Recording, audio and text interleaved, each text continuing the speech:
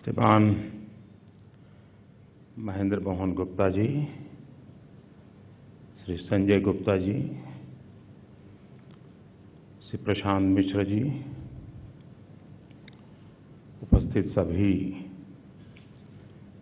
गणमान्य महानुभाव, जागरण परिवार के सभी स्वजन,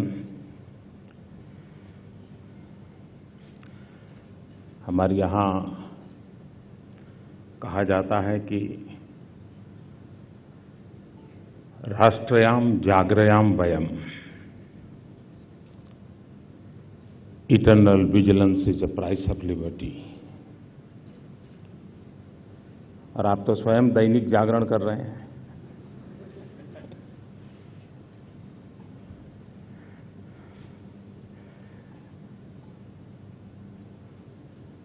कभी कभी ये भी लगता है कि क्या लोग 24 घंटे में सो जाते हैं कि फिर 24 घंटे के बाद जगाना पड़ता है।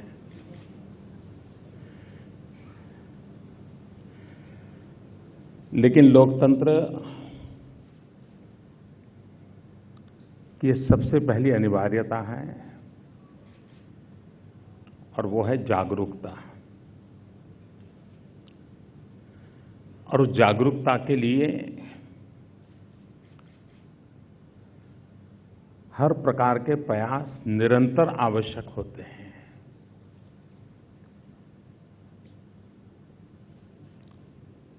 अब जितनी मात्रा में जागरूकता बढ़ती है, उतनी मात्रा में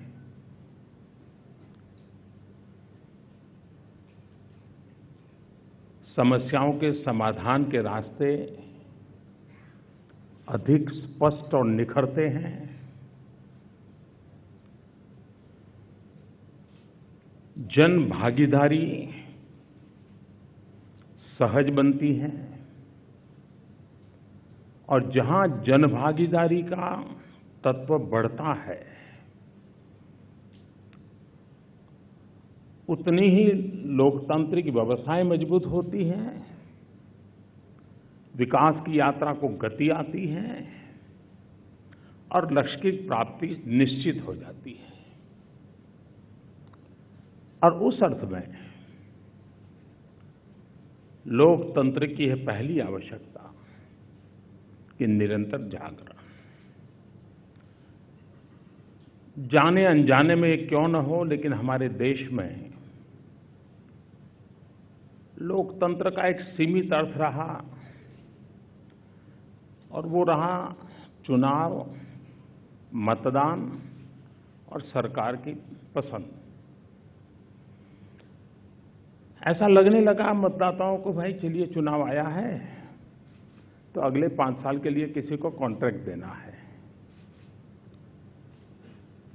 जो हमारी समस्याओं का समाधान कर देगा, और अगर 5 साल में वो कॉन्ट्रैक्ट में फेल गया तो दूसरे को ले आएंगे। ये सबसे बड़ी हमारे सामने चुनौती भी है, कमी भी है। लोकतंत्र अगर मतदान तक सीमित हो जाता है, सरकार के चयन तक सीमित हो जाता है, तो वो लोकतंत्र पंगु हो जाता है। लोकतंत्र सामर्थ्यवान तब बनता है जब जन भागीदारी बढ़ती है। और इसलिए जन भागीदारी को हम जितना बढ़ाएं, अलग अलग तरीके हो सकते हैं। अगर हम हमारे देश के आजादी के आंदोलन की ओर देखें, ऐसा नहीं है कि देश में आजादी के लिए मरने वालों की कोई कमी रही। देश जब से गुलाम हुआ तब से कोई दशक ऐसा नहीं गया होगा कि जहां देश के लिए मर मिटने वालों ने इतिहास में अपना नाम अंकित न किया हो। लेकिन होता क्या था, वे आते थे, उनका एक जज्बा होता था और वो मर मिट जाते थे। फिर कुछ साल बाद स्थगितता आ जाती थी, फिर कोई पैदा होता था, फिर निकल पड़ता था, फिर शहादत हो जाती थी। आजादी के आंदोलन के लिए मरने वालों का तांता अविरत था, निरंतर था।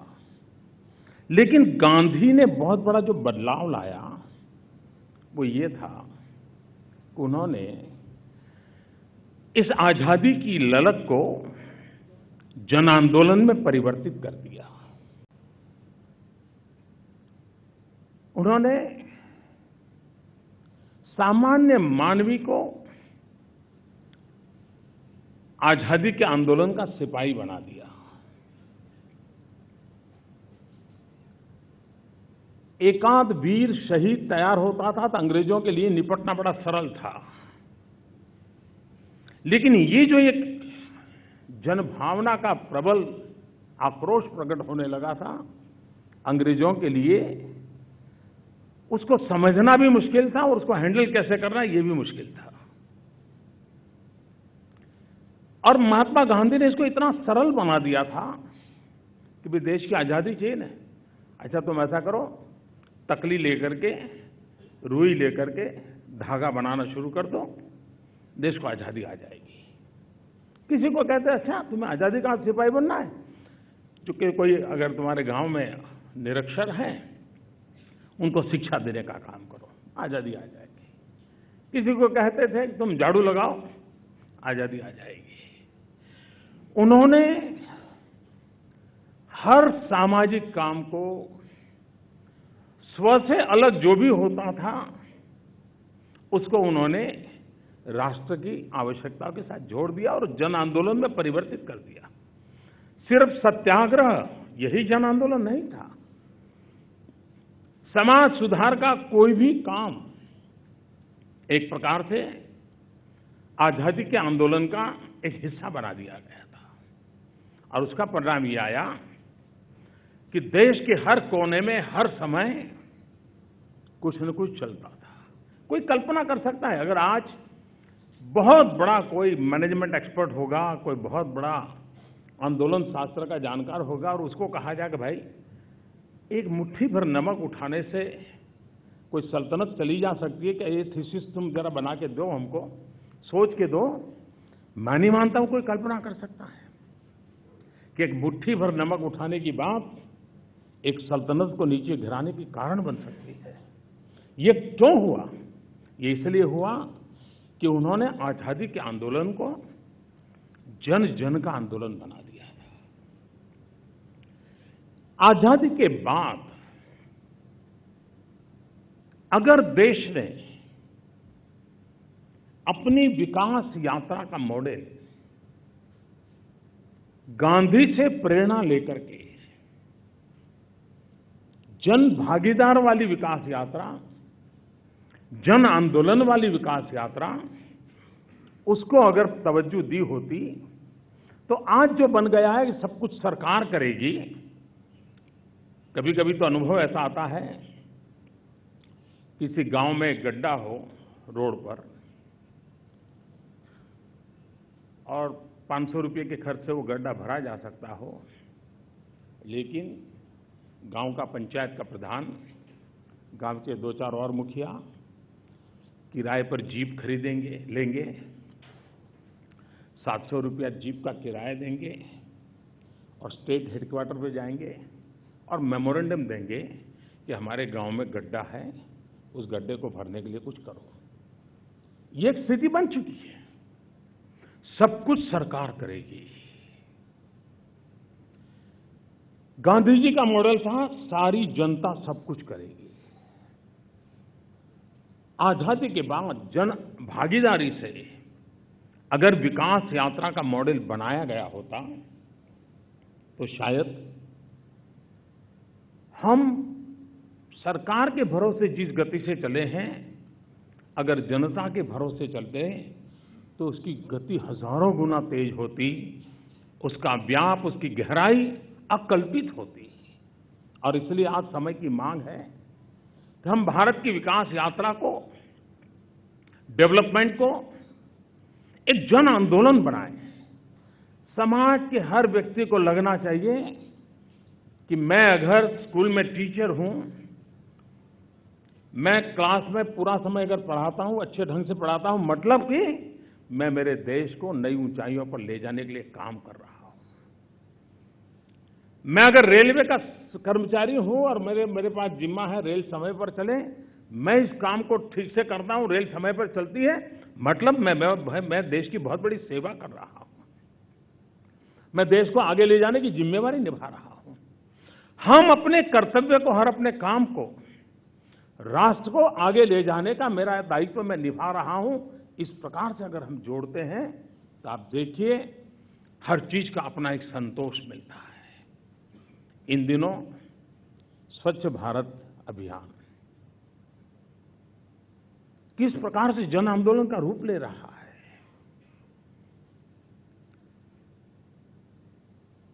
वैसे ये काम ऐसा है कि किसी भी सरकार और राजनेता के लिए इसको छूना मतलब सबसे बड़ा संकट मोलने वाला विषय है,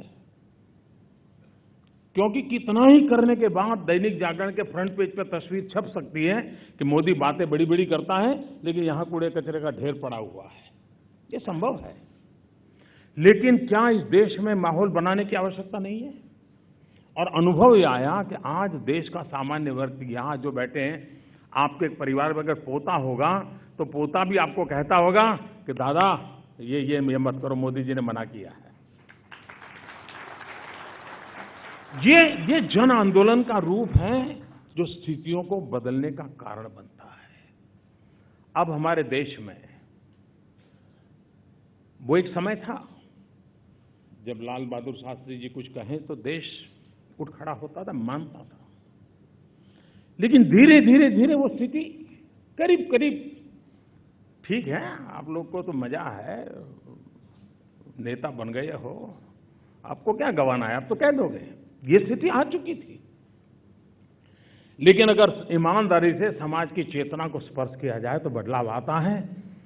अगर हम ये कहें कि भाई आप गरीब के लिए अपनी गैस सब्सिडी छोड़ दो, छोड़ना बहुत मुश्किल काम होता है, लेकिन ये देश, आज मैं बड़े संतोष के साथ कहता हूं, 52 लाख लोग ऐसे आए जिन्होंने सामने से होकर के अपनी गैस सब्सिडी सरेंडर कर दी। ये जन मन कैसे बदल रहा है उसका ये उदाहरण है। और सामने से सरकार ने भी कहा कि आप जो गैस सिलेंडर की सब्सिडी छोड़ोगे वो हम उस गरीब परिवार को देंगे जिसके घर में लकड़ी का चूल्हा जलता है, धुआं होता है और बच्चे बीमार होते हैं, माँ बीमार होती है, उसको मुक्ति दिलाने के लिए करेंगे। और अब तक 52 लाख लोगों ने छोड़ा, 46 लाख लोगों को, 46 लाख लोगों को ऑलरेडी गरीबों को आवंटित कर दिया गया। इतना ही नहीं, जिसने छोड़ा था उसको बता दिया गया कि भाई तुमने मुंबई में ये छोड़ा, लेकिन राजस्थान के जोधपुर के उस गांव के अंदर उस व्यक्ति को ये दे दिया गया है। इतनी ट्रांसपेरेंसी के साथ जिसने छोड़, अब इसमें कोई पैसों का विषय नहीं है, समाज के प्रति कर्तव्य भाव जगाने का एक प्रयास किस प्रकार से परिणाम लाता है। हम अंग्रेजों के जमाने में जो कानून बने उसके साथ पले बढ़े हैं।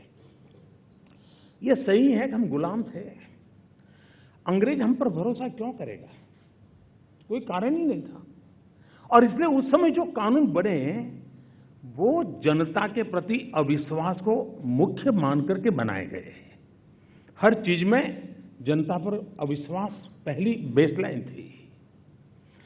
क्या आजादी के बाद हमारे कानूनों में वो बदलाव नहीं आना चाहिए जिसमें हम जनता पे सबसे ज्यादा भरोसा करें?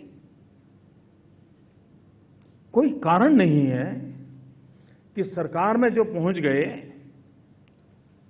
मैं इलेक्टेड लोग नहीं कह रहा हूं, सारी सिस्टम के, कोई भी ब्यूरोक्रेसी में कहीं पर भी मुलाजिम होगा, क्लार्क होगा,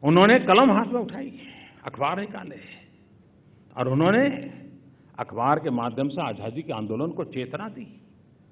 और हम कभी-कभी सोचे तो हमारे देश में इलाहाबाद से एक स्वराज नाम का अखबार निकलता था, आज़ादी के आंदोलन का उस राहबर था।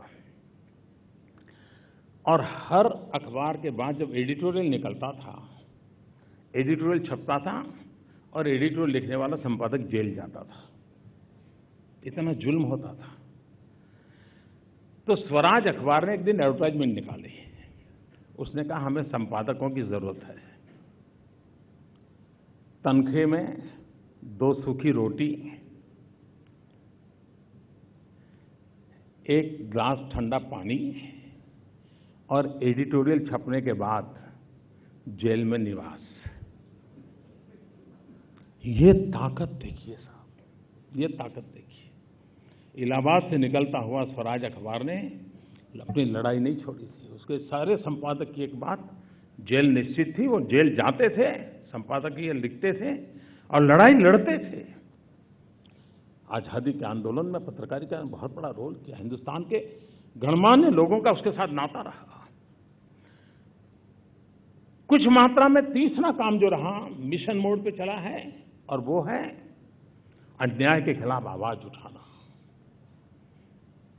चाहे समाज सुधार की बात हो, चाहे स्वतंत्रता का आंदोलन हो, चाहे अन्याय के खिलाफ आवाज उठाने की बात हो, हमारे देश की पत्र पत्रिकाओं ने हर समय अपने कालखंड में कोई न कोई सकारात्मक भूमिका निभाई है। ये मिशन मोड,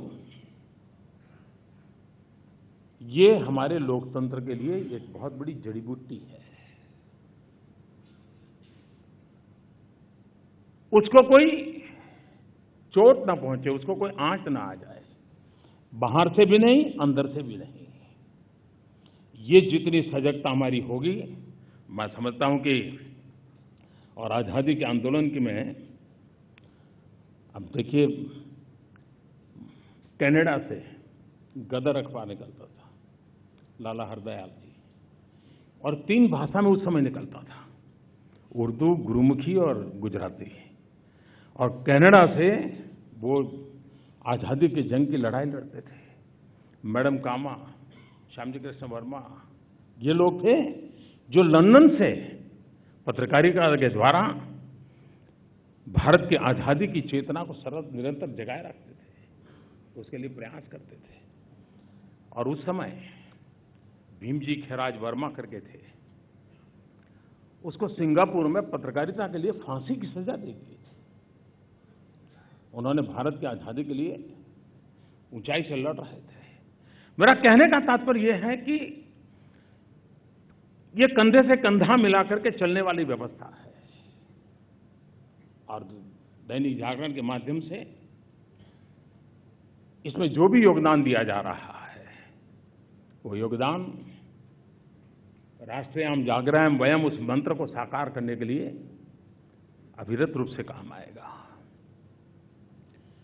मैं कभी कभी कहता हूं, मिनिमम गवर्नमेंट, मैक्सिमम गवर्नेंस।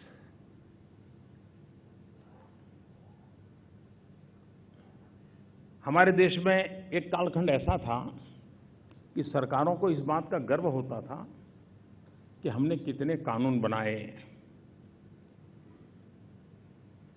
मैंने दूसरी दिशा में सोचा है। मेरा इरादा ये है कि जब मैं 5 साल मेरा कार्यकाल पूरा होगा ये, तब तक मैं रोज एक कानून खत्म कर सकता हूं क्या, ये इरादा है मेरा। अभी मैंने करीब काफी आइडेंटिफाई किए हैं, सैकड़ों की तादाद में ऑलरेडी कर दिए हैं। राज्यों को भी मैंने आग्रह किया है। लोकतंत्र की ताकत इसमें है कि उसको कानूनों के जंगल में जन सामान्य को सरकार पर डिपेंडेंट नहीं बनाना चाहिए। और मिनिमम गवर्नमेंट का मेरा मतलब यही है कि सामान्य मानवी को डगर डगर सरकार के भरोसे जो रहना पड़ता है, वो कम होते जाना चाहिए। और हमारे यहां तो महाभारत के अंदर जो चर्चा है शायद उस ऊंचाई को हम पार कर पाएंगे, मैं नहीं कह सकता हूँ इस तरह। लेकिन महाभारत में शांति पर्व में इसकी चर्चा है, जिसमें कहा है न राज्यम न च राजासीत न दंडो न च दंडिका धर्मेणैव प्रजा सर्वा रक्षन्ति स्म परस्परम। न राज्य होगा, न राजा होगा, न दंड होगा, न दंडिका होगी। अगर जन सामान्य अपने कर्तव्यों का पालन करेगा तो अपने आप कानून की व्यवस्था बनी रहेगी। ये सोच महाभारत में उस जमाने में थी। और हमारे यहां मूलतः लोकतंत्र के सिद्धांतों में माना गया था वादे वादे जायते तत्वबोध। ये हमारे यहां माना गया है कि जितने भिन्न भिन्न विचारों का मंथन होता रहता है उतनी लोकतांत्रिक ताकत मजबूत होती है। ये हमारे यहां मूलभूत चिंतन रहा है। और इसलिए जब हम लोकतंत्र की बात करते हैं तो हम उन मूलभूत बातों को लेकर के कैसे चले, उस पर हमारा बल रहना चाहिए। आर्थिक विकास की दृष्टि से हमारे देश में दो क्षेत्रों की चर्चा हमेशा चली है और सारा आर्थिक नींव उन्हीं दो चीजों के आसपास चलाई गई है। एक प्राइवेट सेक्टर, दूसरा पब्लिक सेक्टर। अगर हमें विकास को जन आंदोलन बनाना है तो प्राइवेट सेक्टर पब्लिक सेक्टर की सीमा में रहना हमारी गति को कम करता है। और इसलिए मैंने एक विषय जोड़ा है उसमें, public sector, private sector and personal sector. ये जो पर्सनल सेक्टर है ये अपने आप में एक बहुत बड़ी ताकत है। हमें बहुत कम लोगों को मालूम होगा कि हमारे देश की इकोनॉमी को कौन ड्राइव करता है। कभी कभी लगता है कि ये जो 12-15 बहुत बड़े बड़े कॉरपोरेट हाउस हैं, अरबों खरबों रुपए की बातें आती हैं। जी नहीं, देश की इकोनॉमी को या देश में रोजगार देने का सबसे ज्यादा काम अगर कहीं हुआ है तो हमारे छोटे छोटे लोगों का। कोई कपड़े का व्यापार करता होगा छोटा मोटा, कोई पान की दुकान ठेका लेके बैठा होगा, कोई भेलपुरी पानीपुरी का ठेका चलाता होगा, कोई धोबी होगा, कोई नाई होगा, कोई साइकिल किराए पर देने वाला लोग होगा, कोई ऑटो रिक्शा किराए पर। ये छोटे छोटे लोगों का कारोबार का नेटवर्क हिंदुस्तान में बहुत बड़ा है। ये जो बल्क है वो एक प्रकार से अभी मिडिल क्लास के लेवल पे नहीं आया है, लेकिन गरीबी में भी नहीं है, अभी उसको मिडिल क्लास तक जाने का बाकी है, लेकिन है अपने पैरों पर खड़ा है। पर्सनल सेक्टर को वो ताकत देता है। क्या ऐसी हमारी व्यवस्था न हो जो हमारे इस पर्सनल सेक्टर को हम एम्पावर करें, कानूनी दिक्कतों से उसको मुक्ति दिलाएं, आर्थिक प्रबंधन में उसकी मदद करें।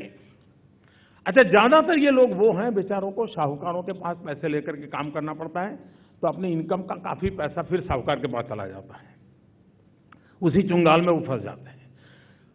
आज वे लोग ऐसे हैं जो ज्यादातर करीब 70% लोग इसमें से schedule caste, schedule tribe and OBC में से हैं, गरीब और पिछड़े तबके से हैं, ये सारा वर्ग। और वे लोग देश में करीब करीब 12-14 करोड़ लोगों को रोजगार देते हैं। इतनी ताकत वाले लोग हैं। हर कोई एक को रोजगार देता है, कोई दो को देता है, कोई पार्ट टाइम काम देता है, लेकिन 12 से 14 करोड़ लोगों को रोजगार देते हैं। अगर उनको थोड़ा बल दिया जाए, थोड़ी मदद दी जाए, उनको थोड़ा आधुनिक करने का प्रयास किया जाए, इनकी ताकत है 12-14 में से 15-20 करोड़ तक लोगों को रोजगार देने का सामर्थ्य है। और इसके लिए हमने एक प्रधानमंत्री मुद्रा योजना को बल दिया है। प्रधानमंत्री मुद्रा योजना को ऐसे आगे बढ़ाया है कि कोई गारंटी की जरूरत नहीं इन लोगों से। वे बैंक में जाए और बैंक की जिम्मेवारी रहेगी उनको मदद करना। 10,000, 15,000, 25,000, 50,000, कोई ज्यादा रकम उनको चाहिए नहीं, बहुत कम रकम से वो कर लेते काम अपना। अभी तो इस योजना की बहुत बड़ा हो हल्ला अभी शुरू नहीं हुआ है, ऐसे ही साइलेंटली काम हो रहा है, लेकिन अब तक करीब 62 लाख परिवारों को करीब करीब 42,000 करोड़ रुपीस उन तक पहुंचा दिए गए। और ये लोग हैं जो साहस भी करने को तैयार हैं और अनुभव आया है कि 99% लोग समय से पहले अपने पैसे वापस दे रहे हैं। कोई नोटिस वोटिस देनी नहीं पड़ रही है। यानी कि अगर हम पर्सनल सेक्टर पर कितना बल दें, पर्सनल सेक्टर का एक और पहलू हमने आगे कदम उठाया है। जिस प्रकार से समाज का ये तबका है जो अभी मध्यम वर्ग में पहुंचा नहीं है, गरीबी में रहता नहीं है, एक ऐसी अवस्था है उसकी कि वो सबसे ज्यादा कठिन होती है। लेकिन एक और वर्ग है जो हाईली इंटेलेक्चुअल है, भारत का यूथ पावर है, उसके पास कल्पकता है, नया करने की ताकत है और वो देश को आधुनिक बनाने में बहुत बड़ा कंट्रीब्यूट कर सकता है, वो ग्लोबली कॉम्पीट कर सकता है। तो जैसे एक इस तबके को हमने स्पर्श करना है, वैसा दूसरा महत्वपूर्ण तबका है ये हमारी युवा शक्ति, जिसमें ये विशेषताएं हैं। और इसके लिए हमने मिशन मोड पर काम लिया है, startup India, stand up India. ये जब मैं स्टार्टअप इंडिया की बात करता हूं तो उसमें भी मैंने दो पहलू पकड़े हैं। हमने बैंकों को कहा कि समाज के बिल्कुल अति सामाजिक दृष्टि से जो पीछे वर्ग के लोग हैं, क्या एक बैंक एक की उंगली पकड़ सकती है क्या? एक बैंक की ब्रांच एक व्यक्ति को और एक महिला को, उसको बल दे सकते। 1.25 लाख ब्रांच है देश में। अगर 1.25 लाख ब्रांच एक महिला को और एक गरीब को, उनका अगर हाथ पकड़ ले, उनको नए सिरे से ताकत दे, 2.5 लाख नए एंटरप्रेन्योर खड़े करने की ताकत हमारी एक एक बैंक की ब्रांच में है। बहुत छोटा काम दिया है, लेकिन क्यूमुलेटिव इफेक्ट बहुत बड़ा होगा। और दूसरी तरफ जो इनोवेशन करते हैं, जो ग्लोबल कंपटीशन में अपने आप को खड़ा कर सकते हैं, और आज जरा ग्लोबल मार्केट है तो प्रगति का सबसे बड़ा आधार है इनोवेशन। जो देश इनोवेशन में पीछा रह जाएगा वो आगे वाले दिनों में इस दौड़ से बाहर निकल जाएगा। और इसलिए इनोवेशन को बल देना है तो हमने startup India, stand up India का मूव चलाया है। ऐसे युवकों को आर्थिक मदद मिले, उनको एक नई पॉलिसी लेकर के भी हम आ रहे हैं। और मुझे विश्वास है कि भारत के नौजवानों की जो ताकत है, वो ताकत, ये बहुत बड़ा बदलाव। इन सारी चीजों में आपने देखा होगा कि हम एम्पावरमेंट पर बल दे रहे हैं। कानूनी सरलीकरण भी हो, जिसके कारण भी एम्पावरमेंट होता है। आर्थिक व्यवस्थाएं सुविधा हो, उससे भी एम्पावरमेंट होता है। ग्लोबल इकोनॉमी के संबंध में कहां टिक सकता है, उसके लिए क्या सपोर्ट सिस्टम होनी चाहिए, उस पर बल देना। ये चीजें हैं जिसके कारण आज हमारे देश में हमने काम को सुविधाजनक बनाया। जैसे मैंने शुरू में कहा था, आपको हैरानी होगी, पार्लियामेंट चलती है कि नहीं चलती है। अब डिबेट आप लोगों की कठिनाई है, क्योंकि आपके विषय, क्योंकि आपको भी तो व्यापार तो है ही है।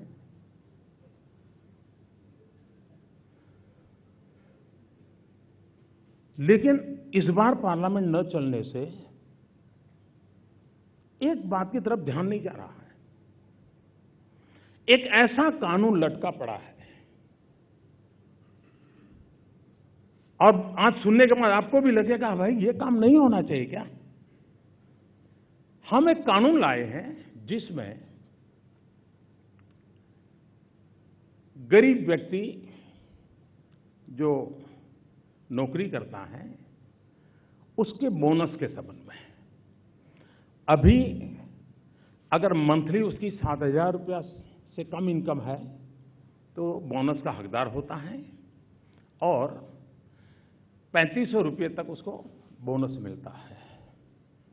हम कानून में बदलाव लाए हैं कि मिनिमम 7,000 के बजाय 21,000 कर दिया जाए। मंथली अगर उसकी इनकम 21,000 मिनिमम है तो वो बोनस का हकदार बनना चाहिए, जो कि अभी 7,000 है। और दूसरा 3,500 जो बोनस की बात है उसको 7,000 कर दिया जाए। ये सीधा सीधा इस देश के गरीब का काम है कि नहीं है। लेकिन आज मुझे दुख के साथ कहना पड़ता है कि पार्लियामेंट चल नहीं रही है, गरीब का हक रुका पड़ा हुआ है। और इस अर्थ में लेकिन चर्चा क्या होती है, जीएसटी और पार्लियामेंट, जीएसटी और पार्लियामेंट। अरे भाई जीएसटी का जो होगा सब मिलकर के जो भी भागेगा, भारत का भाग्य तय होगा, लेकिन गरीबों का क्या, सामान्य मानवी का क्या। और इसलिए हम संसद चलाने के लिए इनके लिए कह रहे हैं। लोकतंत्र में संसद से बड़ी कौन सी जगह होती है जहां पर वाद विवाद संवाद विरोध सब हो सकता है। लेकिन हम उस इंस्टीट्यूशन को ही नकार देंगे तो फिर तो लोकतंत्र के इन पर सवालिया निशान होगा। और इसलिए मैं आज जब दैनिक जागरण में जिन विषयों को मूल लेकर के आप चले हैं उस पर बात कर रहा हूं, तो